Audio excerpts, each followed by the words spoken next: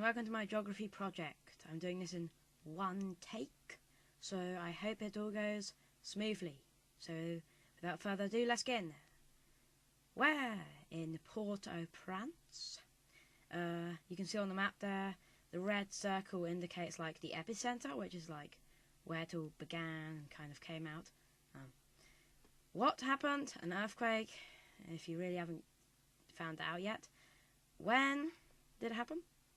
On the 12th of January 2010. Yes. Who? 3,500,000 people were affected by the earthquake. No one was really to blame for it except Mother Nature, because she sucks.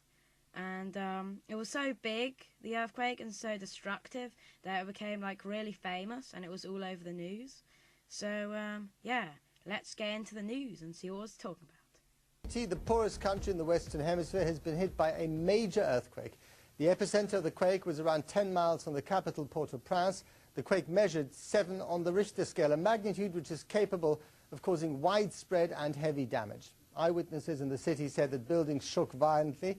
Then screams were heard as walls started to... We're following this earthquake in Haiti, a 7.0 magnitude in only about 10 or so miles from the capital of Port-au-Prince. Behind me is Port-au-Prince Bay, where some Navy ships are there set up as hospitals, bringing supplies into the people who need it most. This afternoon, the 7.0 quake was centered roughly 10 miles from the capital city, Port-au-Prince, and there are reports of at least one strong 5.9 aftershock. Early reports are that a hospital may have collapsed and that screaming was heard from the scene. Haiti is the poorest country in the Western Hemisphere, a place where Now, back to the earthquake in Haiti. It sure was a big one. Let's look at the latest in there. Yeah, so thanks to those dudes on the news. So there was lots of property damage, and over 4,000 schools were destroyed, which sounds good, but it's not. I was browsing through the internet for pictures, and there were lots of pictures of like houses that have completely collapsed in all these villages and slums.